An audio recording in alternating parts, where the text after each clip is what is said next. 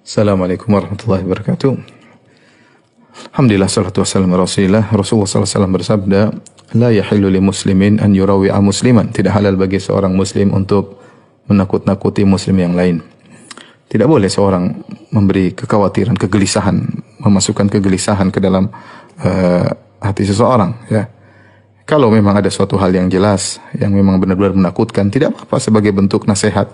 Seperti misalnya terjadinya virus corona, para pakar berbicara, WHO berbicara, ya, kemudian pemerintah berbicara untuk menjelaskan ini berbahaya, kemudian memberikan solusi seperti social distance dan yang lainnya, maka itu bagus, ya.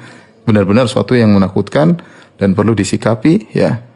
Kemudian juga misalnya para dai berbicara di musim corona ini segera bertobat kepada Allah sebagai bentuk menghadapi wabah yang menimpa, dengan memperkuat hubungan dengan Allah Subhanahu wa taala, meninggalkan dosa-dosa, maka ini baik. Kita perlu dai-dai yang mengingatkan manusia di musim seperti ini untuk kembali kepada Rabb mereka, karena tidak ada yang terjadi kecuali dengan izin Allah Subhanahu wa taala.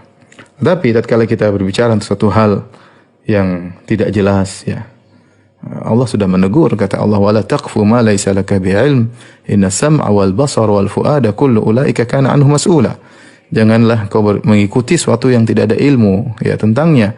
Sungguhnya pendengaran, penglihatan dan hati akan diminta pertanggungjawaban oleh Allah Subhanahu wa taala.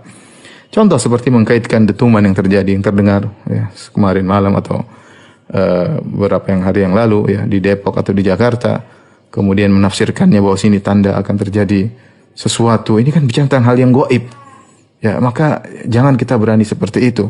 Kemudian mengatakan bahwa kondisi atmosfer atau langit, atau kemudian adanya gunung-gunung yang mulai tanda-tanda akan meletus dan yang lain ini bertanda akan terjadi sebentar lagi akan terjadi hari kiamat.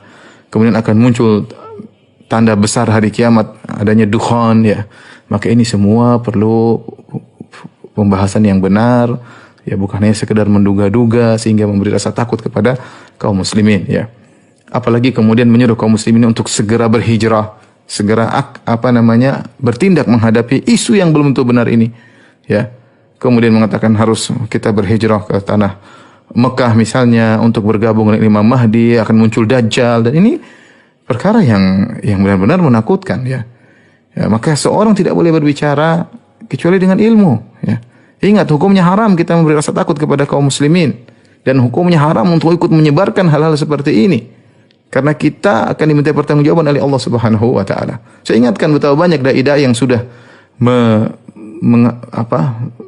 meramal kejadian-kejadian, mereka semua salah ramalannya. Ya, ada yang mengatakan akan terjadi demikian tahun-tahun yang lalu. Ya, kalau kita membuka file-filenya banyak mereka ngawur.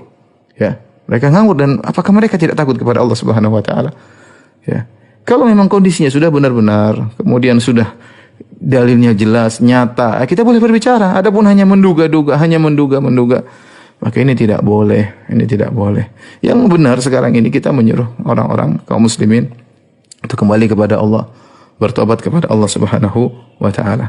Adapun dukhan, ya, kalaupun datang, ya, maka dia akan membedakan antara kaum mukmin dengan orang kafir atau orang munafik. Dalam hadis, ya, bahwasanya dukhan ya'khudhul mu'min kazakmah.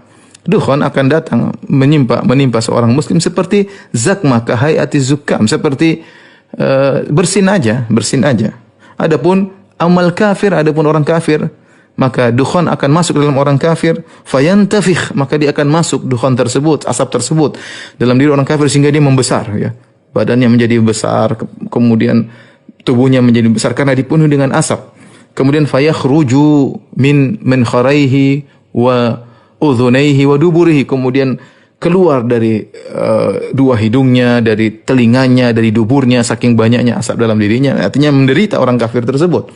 Adapun orang beriman, dukhan datang 40 hari, maka tetap saja Allah memberikan musibah menimpa mereka seperti orang yang terkena bersin. Maka mau saya tidak boleh kita menyampaikan satu berita yang berlebih-lebihan sehingga menimbulkan rasa takut yang berlebih-lebihan pada kaum muslimin. Karena untuk menghadapi virus corona kita butuh ketenangan, ya.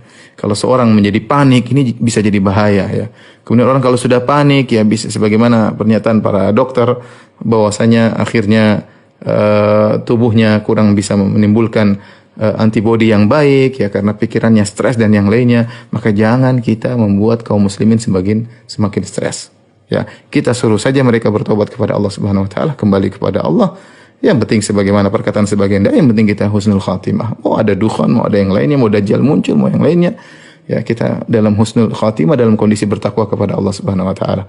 Wallahu alam bisawab.